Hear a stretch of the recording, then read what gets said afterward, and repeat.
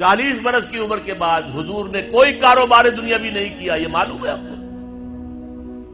بہت بڑے تاجر تھے، ایکسپورٹ امپورٹ کا بزنس، شام قافلہ لے کر جا رہے ہیں، وہاں سے قافلہ لے کر آ رہے ہیں، یمن قافلہ لے کر جا رہے ہیں، یمن سے واپس آ رہے ہیں، الخبر کے علاقے کے اندر لگتا تھا بہت بڑا تجارتی میلہ، وہاں جا رہے ہیں، واپس آ رہے ہیں۔ لیکن جب حکم آ گیا یا ایھا المدثر قم فانذر وربک فکبر، اے لحاف میں لپٹ کر لیٹنے والے صلی اللہ علیہ وسلم، اب کھڑے ہو جاؤ، کمر کس لو، لوگوں کو خبردار کرو کہ مرنے کے بعد دوبارہ تمہیں زندہ کیا جائے گا، پھر تم سے حساب لیا جائے گا۔ فیما کنتم، کن حالات میں زندگی گزار رہے تھے جناب آپ؟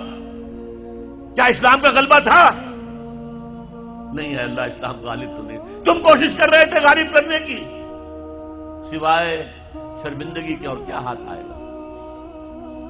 اللہ تعالیٰ کی حجت قائم ہو جائے گی۔ میرے نبی کی ہڈیاں ٹوٹیں، میرے نبی کے دانت شہید ہوئے، میرے نبی کا جسم لہو لہان ہوا، میرے نبی کے چہرے کے اوپر تلوار کا وار پڑا جس سے 2 دندان آپ کے شہید ہوئے، اور خود جو پہنا ہوا تھا اس کی 2 کڑیاں گھس گئی رخسار مبارک کی اس ہڈی کے اندر۔ ان کو ایک صحابی نے دانتوں سے پکڑ کر کھینچ کر نکالنا چاہا، ان کے دانت نکل گئے، وہ ہڈی وہ نہیں نکلی، وہ کڑیاں لوہے کی۔ پھر جیسے بھی کر کے نکالا گیا تو خون کا فوارہ چھوٹا ہے، اتنا خون گیا کہ آپ بے ہوش ہو کر گر گئے، اور خبر مشہور ہو گئی کہ حضور کا انتقال ہو گیا۔ یہ ساری تکلیفیں کس لیے اٹھائی تھی حضور نے؟ کیا حضور کو اچھا نہیں لگتا تھا کہ اچھا بھلا گھر ہو، کھلی فضا ہو، اچھا خوبصورت ماحول ہو، بچے ہوں اور ہر طرح کی آسائشیں ہوں؟ کس کو پسند نہیں؟ یہ صحابہ کرام کیا کر رہے تھے؟ فاقے کر رہے ہیں، فاقے پر فاقہ کر رہے ہیں۔ غزوہ خندق میں حکم ہو گیا مشورے کے بعد کہ خندق کھود دی جائے، دفاع کی ایک ہی شکل۔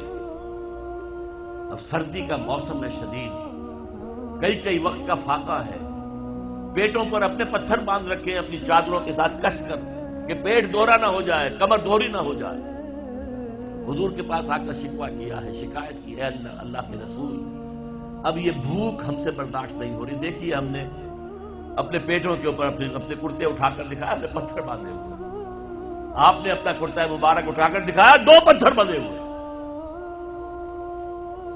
اور اس وقت پھر جب خندق کھد رہی تھی تو صحابہ کرام آواز میں آواز ملا کر کہہ رہے تھے نحن الذین بایعوا محمدا علی الجہاد ما بقینا ابدا، ہم وہ لوگ ہیں جنہوں نے محمد سے بیعت کی ہے جہاد کی صلی اللہ علیہ وسلم، فدا ہو آباؤنا و امہاتنا، اب یہ جہاد جاری رہے گا جب تک کہ ہمارے جان میں جان ہے، جب تک جسم میں زندگی ہے، یہ جہاد جاری رہے گا۔ یہ ہے اسلام، یہ شہادت گاہ الفت میں قدم رکھنا ہے۔ لوگ آسان سمجھتے ہیں مسلمان ہونا، مسلمان تھے صحابہ کرام رضوان اللہ تعالی علیہ مجمعین، جیسے انہوں نے آپ کو وہ جو ایک شعر ہے اکبر الہ آبادی کا، تو خاک میں مل اور آگ میں جل، جب خشت بنے تب کام چلے، تو باقاعدہ انگاروں پر لوٹے ہیں۔ آپ کو معلوم ہے حضرت خباب بن الارت رضی اللہ تعالی عنہ بلایا گیا، آؤ، آ گئے، ان کی نگاہوں کے سامنے دہکتے ہوئے انگارے زمین پر بچھائے گئے، اتار دو کرتا، اتار دیا، لیٹو ان کے اوپر، لیٹ گئے۔ اب جب ان پہ انگاروں پر لیٹے ہوئے تھے تو کھال جلی پیٹھ کی، اور پیٹھ پر چربی ہوتی ہے، چربی پگھلی، اس سے وہ انگارے ٹھنڈے ہوئے۔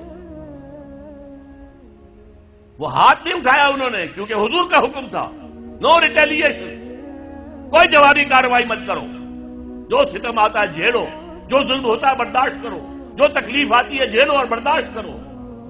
لہذا اگر ایک آدمی سمجھے کہ مجھے تو یہ زندہ کباب بنا دیں گے تو اجازت ہو تو 2-4 کو مار کر مرے گا، ایسے نہیں مرے گا۔ بلی بھی آپ پر جھپٹ پڑے گی، کیا اس کی جان ہے، 1 کلو کی ہوگی، 1.5 کی ہوگی، لیکن اگر آپ کارنر کر دیں اسے نظر آئے کہ اب میرے پاس کوئی راستہ نہیں ہے، کوئی اسکیپ نہیں ہے، وہ آپ پر حملہ آور ہوگی اور آنکھ پر آئے گی، سیدھی آنکھ نکالنے کی کوشش کرے گی پنجے سے۔ لیکن حضور کا حکم کیا تھا؟ کفو ایدیکم، اپنے ہاتھ بندھے رکھو، no retaliation whatsoever, even in self defence. یہ ساری جد و جہد، یہ ساری محنت محمد الرسول اللہ والذین معہ اشداء علی الکفار رحماء بینہم تراہم رکعا سجدا یبتغون فضلا من اللہ ورضوانا. اب ان کو پھر اللہ تعالیٰ نے جو اجر و ثواب دیا ہے اس کا ہمیں اندازہ ہو ہی نہیں سکتا. اب میں ایک بات اور آپ کو بتا دوں، اگر عبادت، یہ تقاضا ہے کہ ہماری عبادت پوری ہونی چاہیے، اجتماعی زندگی ہماری اگر اسلام کے تحت نہیں آئی تو ہماری عبادت جو ہے وہ جزوی ہے، اور جزوی عبادت اللہ کو قبول نہیں. افتؤمنون ببعض الکتاب وتکفرون ببعض فما جزاء من یفعل ذلک منکم الا خزی فی الحیاۃ الدنیا ویوم القیامۃ یردون الی اشد العذاب وما اللہ بغافل عما تعملون. اچھا بات سمجھ میں آ گئی. جد و جہد کرنا فرض ہے، اس کے لیے جماعت فرض ہے، اس کے لیے تلاش کرو جماعت، نہ ملے تو خود کھڑے ہو جاؤ اور جماعت بناؤ.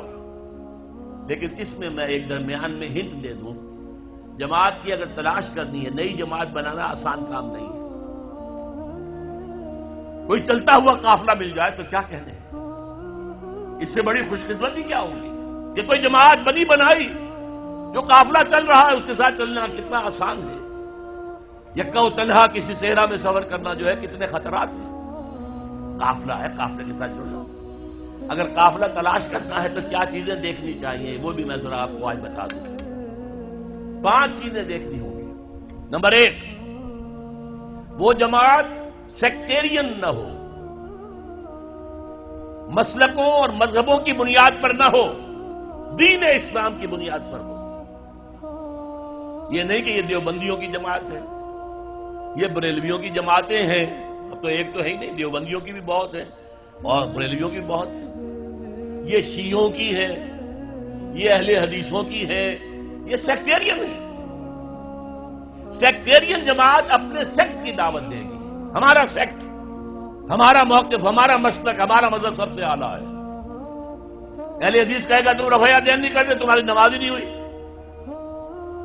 تم نے آمین بالجہر زور سے کہہ دیا، تمہاری نماز ہی نہیں ہوئی. نہیں، جو جماعت جس کا ذکر میں کر رہا ہوں وہ اس سے بالا ہونی چاہیے. بھائی تم حنفی ہو، حنفی طریقے پر نماز پڑھو. اہل حدیث ہو، اہل حدیث طریقے پر نماز پڑھو. کیا فرق ہے؟ کچھ نہیں. شیعہ ہو، شیعہ کے طریقے پر نماز پڑھو. دین پر متحد ہو جاؤ. دین ایک ہے، اسلام ایک ہے. تو پہلا فرق جو چیز ہے کہ وہ نان سیکٹیرین جماعت ہونی چاہیے. نمبر 2، اس کا ڈکلیئرڈ گول ہونا چاہیے کہ ہمارا کام ہے نظام بدلنا، ورنہ نیکی کے کام تو اور بھی بہت سے ہیں. آپ کوئی مدرسہ کھول دیں، ناظرہ قرآن پڑھانے کا، یہ بھی نیکی کا کام ہے. آپ کہیں دعوت و تبلیغ شروع کر دیں، کوئی ٹریننگ حاصل کیجئے، عیسائیوں میں تبلیغ کیجئے، ہندوؤں میں تبلیغ کیجئے. آپ کے صوبے میں تو ہندو موجود ہیں، جہاں میں رہتا ہوں پنجاب میں، وہاں کوئی ہندو نہیں ہے. کیا ان کا ہم پر حق نہیں ہے کہ ہم تبلیغ کریں انہیں؟ لیکن یہ بھی ایک کام ہے. لیکن جو جماعت میں کہہ رہا ہوں وہ جماعت ہونی چاہیے دین کو قائم کرنے کے لیے جماعت، نظام کو بدلنے والی جماعت، انقلابی جماعت. اور نمبر 3، اس کا ڈسپلن ہونا چاہیے، فوجی ڈسپلن، لسن اینڈ اوبے. اس لیے بیعت حضور نے کیا لی تھی؟ حضرت عبادہ ابن ثابت فرماتے ہیں رضی اللہ تعالی عنہ، بایعنا رسول اللہ صلی اللہ علیہ وسلم علی السمع والطاعۃ فی العسر والیسر والمنشط والمکرہ وعلی اثرۃ علینا وعلی لا ننازل امر اہلہ وعلی ان نقول بالحق اینما کنا لا نخاف فی اللہ لومۃ لائم. 10 نکات ہیں جن پر بیعت لی. ہم نے بیعت کی تھی محمد رسول اللہ سے صلی اللہ علیہ وسلم. آپ کا ہر حکم سنیں گے اور اطاعت کریں گے، چاہے مشکل ہو چاہے آسانی ہو، چاہے طبیعتیں آمادہ ہوں چاہے اپنی طبیعتوں پر جبر کرنا پڑے، چاہے آپ دوسروں کو ہم پر ترجیح دے دیں. ہم یہ نہیں کہیں گے ہم آپ کے پرانے خادم، آپ نے ایک نیو کمر کو ہمارے اوپر امیر کیسے بنا دیا. نہیں، it will be your prerogative. آپ کا اختیار ہوگا جسے بنائیں، اور جنہیں آپ امیر بنائیں گے ان سے بھی ہم جھگڑیں گے نہیں، ان کی بھی اطاعت کریں گے. البتہ ہم حق بات کہیں گے جہاں بھی ہوں گے، جو ہماری رائے ہوگی وہ پیش کر دیں گے. اور کسی کی ملامت کے خوف سے کہ کیا کہیں گے، یہ کیا احمقانہ بات کہہ دی انہوں نے، اگر کوئی کہہ بھی دے میری بات کو احمقانہ، تبھی میں نے اپنی بات کہنی ہے. ان باتوں کی بیعت لی تھی محمد الرسول اللہ صلی اللہ علیہ وسلم. یہ ڈسپلن چاہیے بیعت کی بنیاد پر.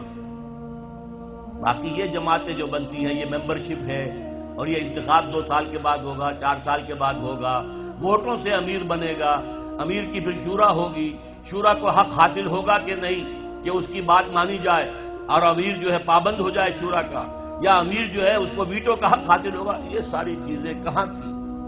نہ دور نبوی میں، نہ دور صحابہ میں، نہ 1400 برس کی تاریخ میں.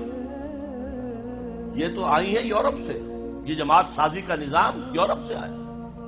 اسلام کا نظام تو بیعت کا تھا. تو پہلی بات میں نے کیا کہا، وہ جو فرقے ہیں، فرقے واریت سے بلند تر. نمبر 2، اس کا ڈکلیئرڈ گول یہ ہو کہ ہمیں نظام بدلنا ہے. نمبر 3، ان کا ڈسپلن ہو فوج والا. there is not to reason why, there is but to do and die. Number 4، ان سے پوچھا جائے آپ یہاں خلافت کا نظام کیسے قائم کریں گے، طریقہ کار کیا ہے؟ وعظ و نصیحت سے کریں گے تو ہو جائے گا کام یا نہیں؟ یا الیکشن میں حصہ لے کے کریں گے تو کوئی امکان ہے کامیابی کا؟ اور جو طریقہ ہے جو محمد نے اختیار کیا صلی اللہ علیہ وسلم، وہ بتاؤ ہمیں، اور تم بتاؤ کہ تمہارا طریقہ کار کیسے سیرت کے ساتھ مطابقت رکھتا ہے. یہ چوتھی ڈیمانڈ ہونی چاہیے. اور 5ویں نمبر پر جو میں نے پہلے کہا کہ جو قیادت ہے اس کے قریب جا کر سونگ ہو. پیچھے چلنے والوں کی بات میں نہیں کر رہا، پیچھے چلنے والے ہر طرح کے آدمی ہو سکتے ہیں، یہاں تک کہ حضور کے پیچھے چلنے والوں میں منافقین بھی موجود تھے. ہاں، ہر جماعت کی قیادت ہوتی ہے. قیادت کے قریب جاؤ اور سونگو کہ خلوص کی خوشبو آتی ہے یا نہیں آتی. یہ 5 باتیں تلاش کرو. اگر جماعت مل جائے ان 5 باتوں کے اوپر پوری اترنے والی، اس میں شامل ہونا فرض ہے، فرض ہے، فرض. یہ ہے وہ دعوت جو میں آج آپ کے سامنے لے کر آیا. اور مجھے امید ہے یہاں 2 ہی طرح کے لوگ ہیں. یہ ہندوستان سے لوگ آئے، انہوں نے کس لیے ووٹ دیے تھے مسلم لیگ کو؟ پاگل تھے؟ یو پی کا آدمی یہاں آیا، کیا یو پی کے آدمی نے 1940 میں ووٹ دیا مسلم لیگ کو، کیا یو پی پاکستان میں آ سکتا تھا؟ تو پاگل تھے کہ نہیں؟ پاگل ہو گئے تھے، لیکن ہوئے کس بات پر تھے کہ کہا جا رہا ہے اسلام کے لیے پاکستان بنانا. اچھا، ہم پر جو بیتے گی بیت جائے گی، جیل لیں گے، جاؤ بناؤ پاکستان میں، لاؤ قائم کرو اسلام وہاں پر. اسی لیے آئے تھے نا، گھر بار چھوڑ کر آئے، اپنے باپ دادا کے مکان، باپ دادا کے جو شہر ہیں جہاں باپ دادا دفن ہیں، کس کو محبت نہیں ہوتی؟ اور یہاں کے لوگوں نے جس طرح اوپن آرم کے ساتھ، کھلے بازوؤں کے ساتھ انہیں خوش آمدید کہا، سینے سے لگایا. بعد میں نہ معلوم کس کس کی سازشیں ہیں، کیسے کیسے کام ہوئے ہیں، کون کون سی ایجنسیز بیچ میں پڑی ہیں کہ بعد میں نفرت بھی پیدا ہوئی، لڑائیاں بھی ہوئی، دنگا فساد بھی ہوا، قتل و خون بھی ہوا. لیکن جب پاکستان بنا تھا اس وقت کی فضا یاد کیجئے. تو میں آج یہ امید لے کر آیا ہوں کہ تحریک خلافت کا بھی ایک بڑا مرکز جو ہے وہ حیدرآباد سندھ بنے.